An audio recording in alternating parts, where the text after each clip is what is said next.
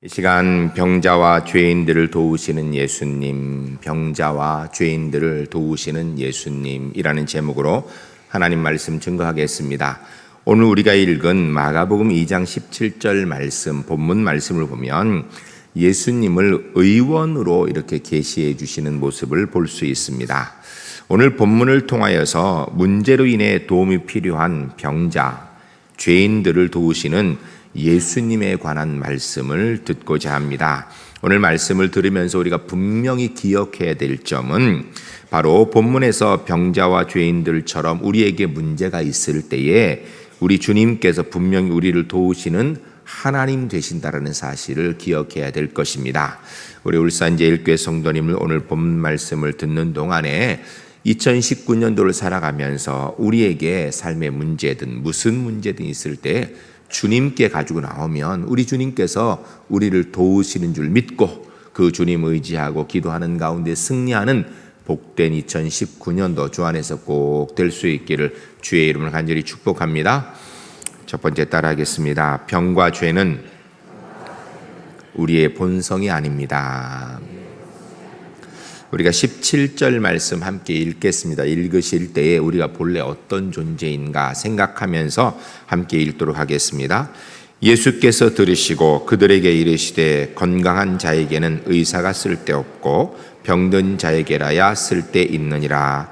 나는 의인을 부르러 온 것이 아니요 죄인을 부르러 왔노라 하시니라. 아멘.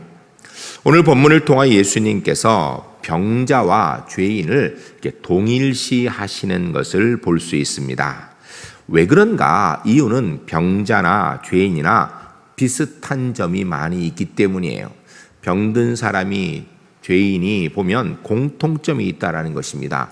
그러나 우리가 오해하면 안 되는 것이 있습니다.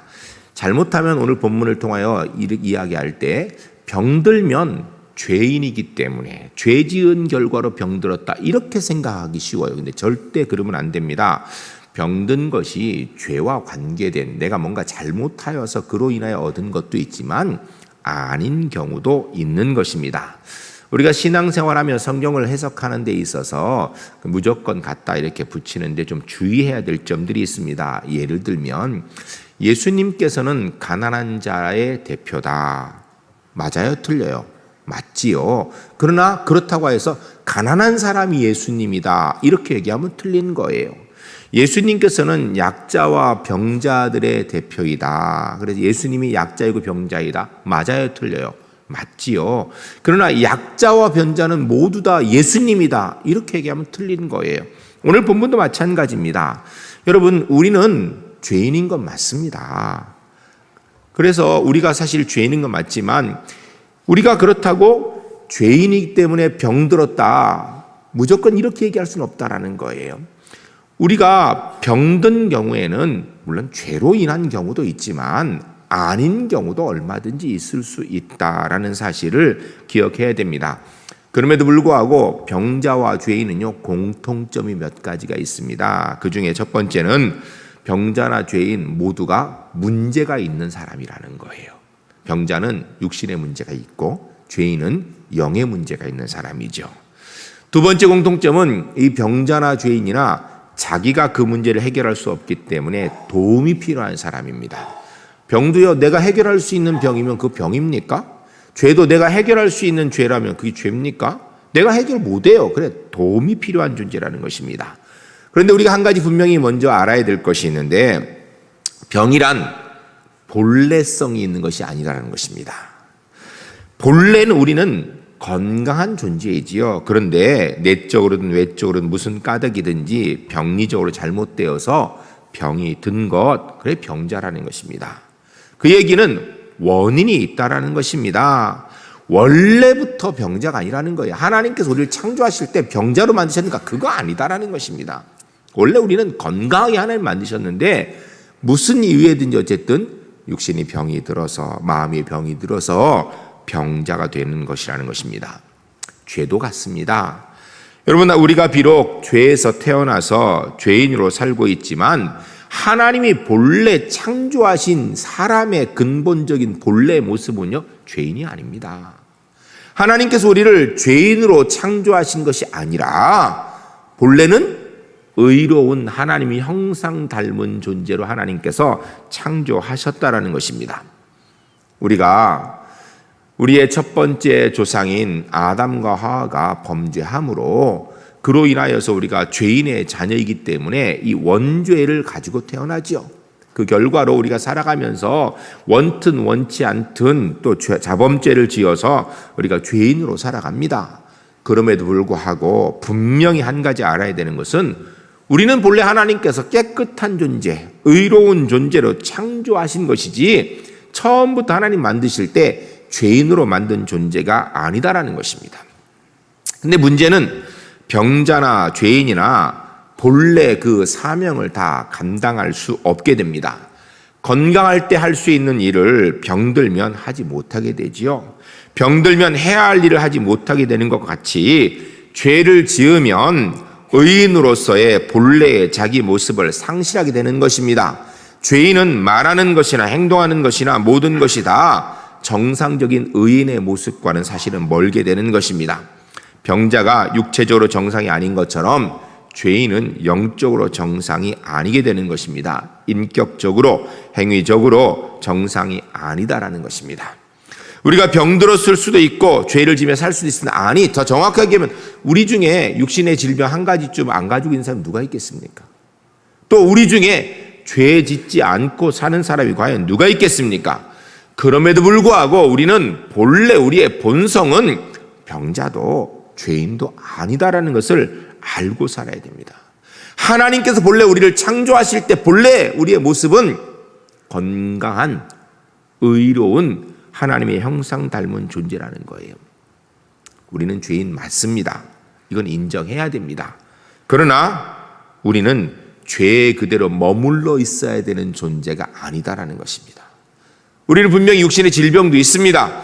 그러나 우리가 병자로 계속 살아야 될 이유가 없는 사람이라는 것입니다. 십자가의 은혜로 구원받은 죄인이기 때문에 본래의 모습인 하나님의 형상, 의롭고 건강한 모습으로 회복되어져야 되는 존재입니다. 예수 믿고 사는 것이 어떤 것인가? 회복되는 과정 가운데 사는 거예요. 그래 올해 2019년도에는 우리 울산제일교회 성도님들 지금 1월달 모습과 2월의 모습이 좀 달랐으면 좋겠습니다. 2월과 12월의 모습이 많이 차이가 났으면 좋겠습니다. 하나님의 본래 우리를 창조하신 형상의 모습에 조금 더 가까워지는 그런 은혜의 해를 주 안에서 만들어갈 수 있기를 주의 이름으로 간절히 축복합니다.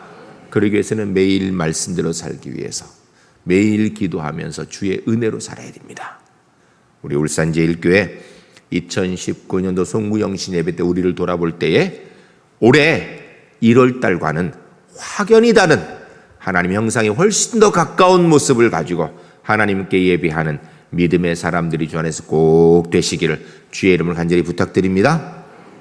두 번째 따라하겠습니다. 병과 죄는 그냥 두면 점점 깊어집니다. 병과 죄의 특징은 그냥 두면 점점 그 병세나 죄성이 깊어진다라는 것입니다. 병은 병을 낳고요, 죄는 죄를 낳습니다. 그래서 점점 깊어집니다.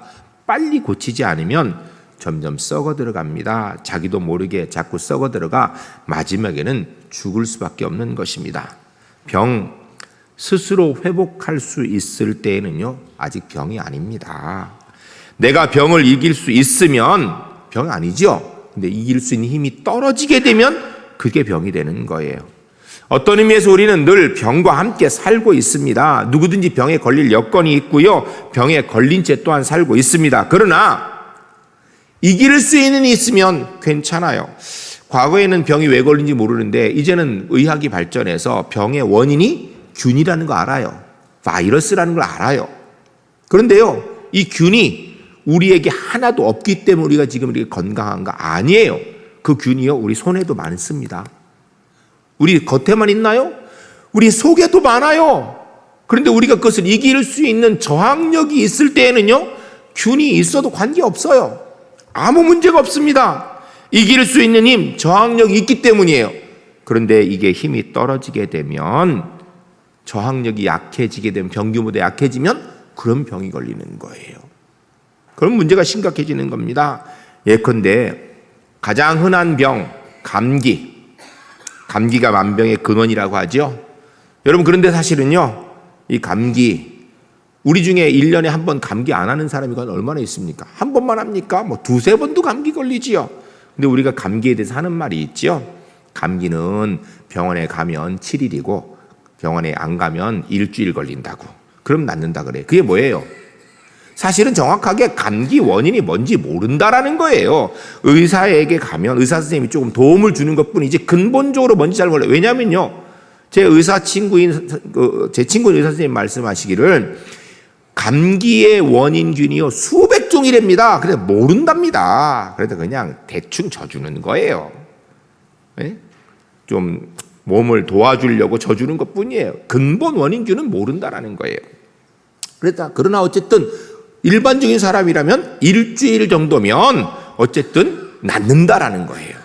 그런데 감기 걸렸는데 일주일이 지나고 2주가 되고 3주가 되고 이렇게 되는데도 안 낫는다. 그런 문제가 있는 거예요. 뭐에 문제 있는가? 안에 저항력에 문제가 있는 거예요. 뭔가 다른 병이 있는 겁니다. 그렇게 되면 문제가 됩니다. 그로 인해 쓰러지게 되는 것입니다. 병은 시작할 때 부분적인 것이지만 그냥 두면요, 온몸에 퍼져서 감당할 수 없게 되는 것입니다. 죄도 동일합니다. 어쩌면 우리가 지은 죄는 처음에는 별거 아닐 수 있습니다. 그런데 그 죄를 그냥 두면요, 그 죄가 다른 죄를 끌어오게 되어 있는 거예요.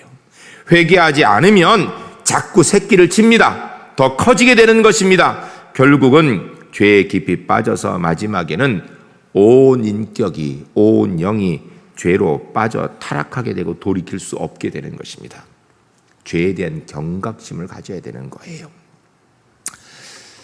여러분, 드라마 가끔 보십니까? 요새 우리나라에서 가장 인기 있는 드라마가 스카이캐슬이라는 게 있는데 아십니까? 제가 보니까 우리 울산제일교회 성도님이 경건에서 말씀 보고 기도하느라고 드라마를 안 보시는 것 같아요. 보시면 보시는 표시를 내도 됩니다.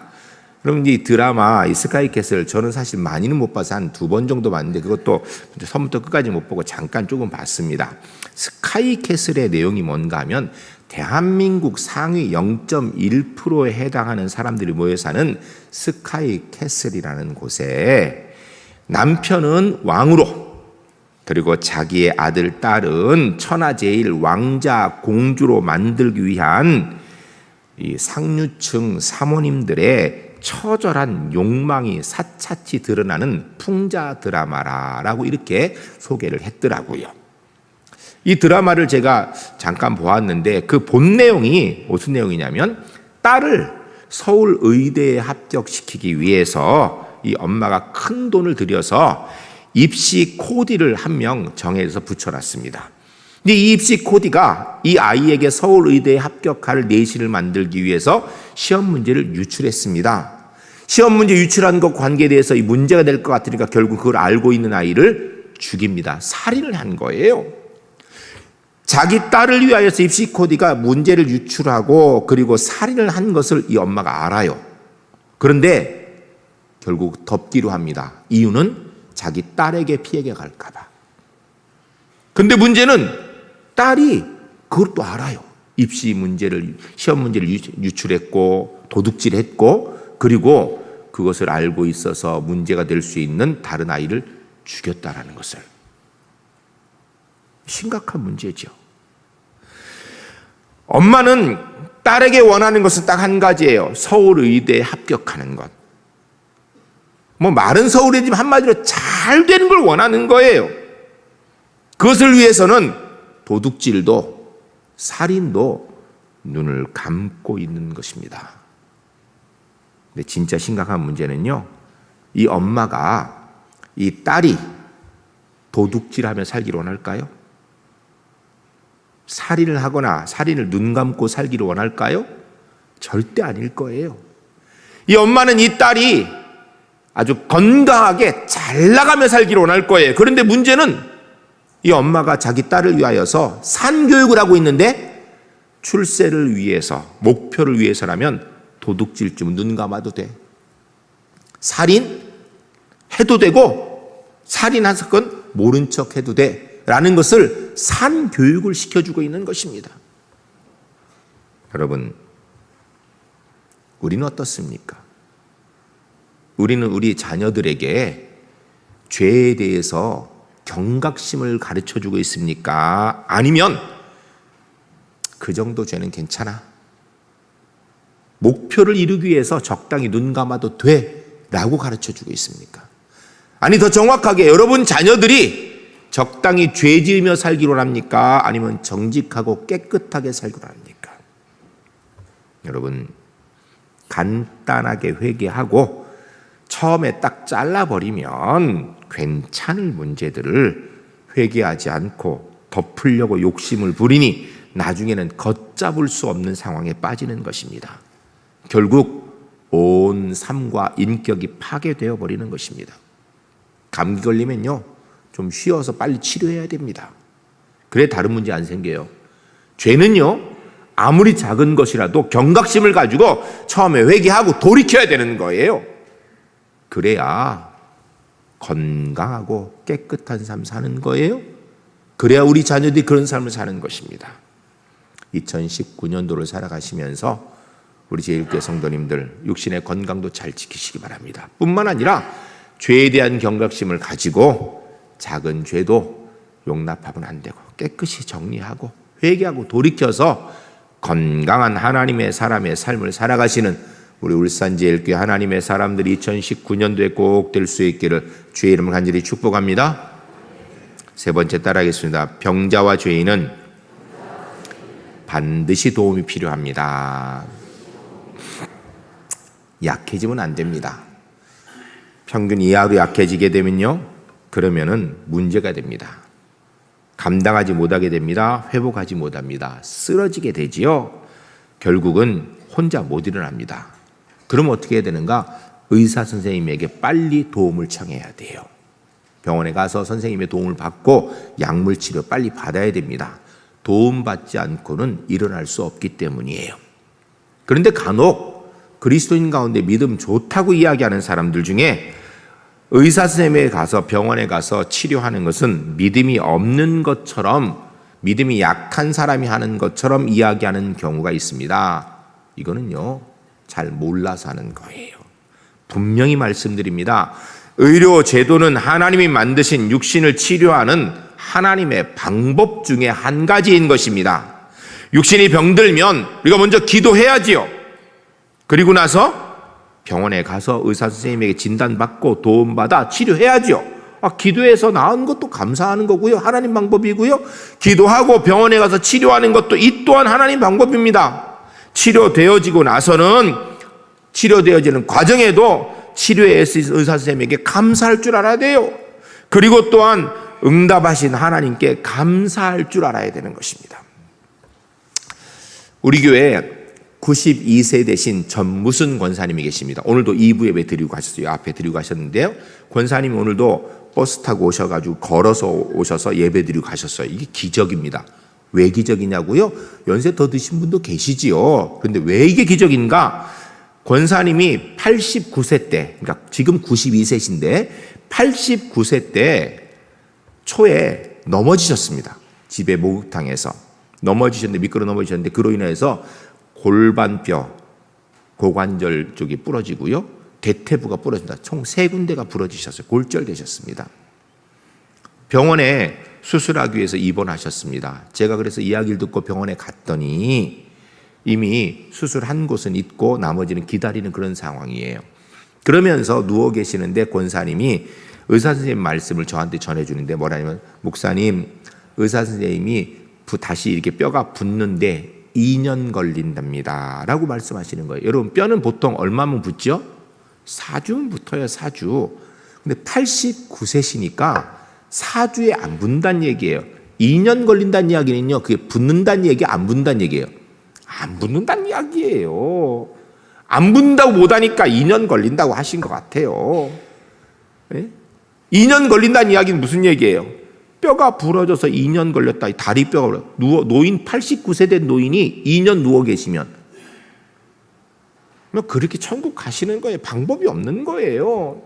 제가 그 얘기를 들으니까 권사님은 2년 걸린대요 이렇게 말씀하시는데 제 마음에 안 붙는다는 소리 들리더라고요.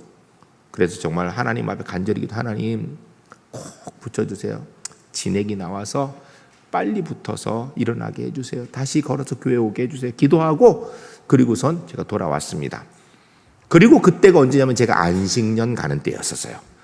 그래서 권사님 신방하고 나서 며칠 안 돼서 제가 이스라엘로 출국했습니다. 이스라엘 가서 그곳에 또 성지를 돌아보고 공부하고 다시 돌아와서 제가 풀러 박사하기 때문에 다시 미국에 또 한 달 가서 또 그곳에서 또 학위하고 또 전부하게 해서 그리고 돌아왔어요. 한 석 달 걸렸어요. 결국은 석 달쯤 지났는데 제가 한국에 들어온 걸 알고 권사님께서 병원에 한번 왔으면 좋겠다고 연락이 와서 제가 안식년 중인데 병원에 갔습니다. 병원에 갔더니 권사님 뼈가 붙었어요. 권사님 하신 말씀이 목사님 뼈가 붙었어요 그러는 거예요. 분명히 2년 걸린다 그러는데 석 달 만에 붙었어요. 그러면서 걸으시더라고요. 걸으세요. 제가 너무 감사해서 하나님 감사합니다. 정말 빨리 나머지도 치료 잘 돼서 속히 퇴원하게 해주세요. 그렇게 기도하고 돌아왔습니다. 돌아와서 곰곰이 생각해 볼 때 2년 걸린다라는 뼈가 사실 안 붙는다 그러는 뼈가 왜냐면 89세인데 석 달 만에 붙은 이유가 뭘까? 저는 목사라서 그런지 첫 번째 무조건 하나님의 전적인 은혜인 줄로 믿습니다. 전적인 하나님의. 근데 왜 하나님의 은혜가 이 전무순 권사님에게 임할 수 있었을까? 다른 분은 안 붙는데 왜 89세 되신 이 노인 권사님에게 하나님의 놀라운 치유의 은혜가 있었을까? 여러 가지 있겠지만 제가 권사님과 이야기한 것을 돌아보면서 스스로 답을 한 가지 얻었습니다. 다른 요소도 있겠지만 제일 중요한 건 뭔가? 처음에 석 달 전에 부러졌다고 병원에 제가 신방했을 때요, 권사님 부러져서 수술하고 아픈 상태면 어떻게 하는 게 정상이에요?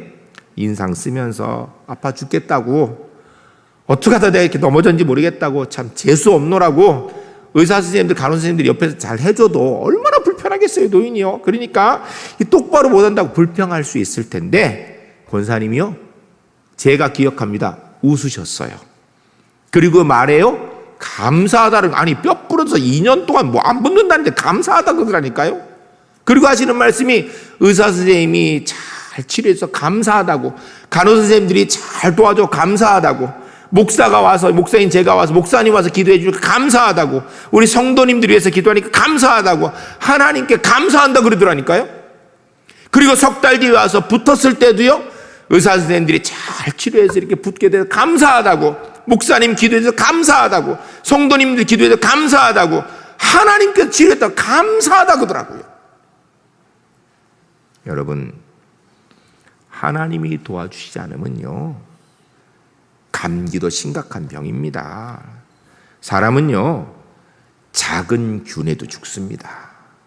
그러나 하나님께서 도우시면 아무리 큰 병이라도 이겨낼 줄로 믿습니다. 죄도 똑같습니다. 내가 회개하지 않는 동안에는요, 죄가 점점 나를 잡아먹습니다. 죄가 깊어집니다. 타락합니다. 썩어갑니다. 죄인으로서 일어날 길이 없습니다. 스스로 해결을 못해요. 누군가 날 도와줘야 됩니다. 그래야 내가 일어설 수 있습니다. 그 상태로는 구제불능입니다.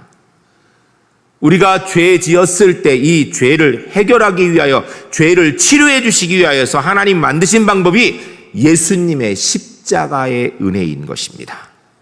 사람이 죄 지은 것을 자기 마음만 고쳐먹고 행위만 고쳐먹으면 되는 줄 착각하는 경우들이 많이 있습니다. 물론 마음 고쳐먹고 내 행동을 고치면 그러면 앞으로는 죄를 좀 안 지을 수도 있을지 모르겠습니다. 그러나 과거에 지은 죄는 어떻게 할 거예요?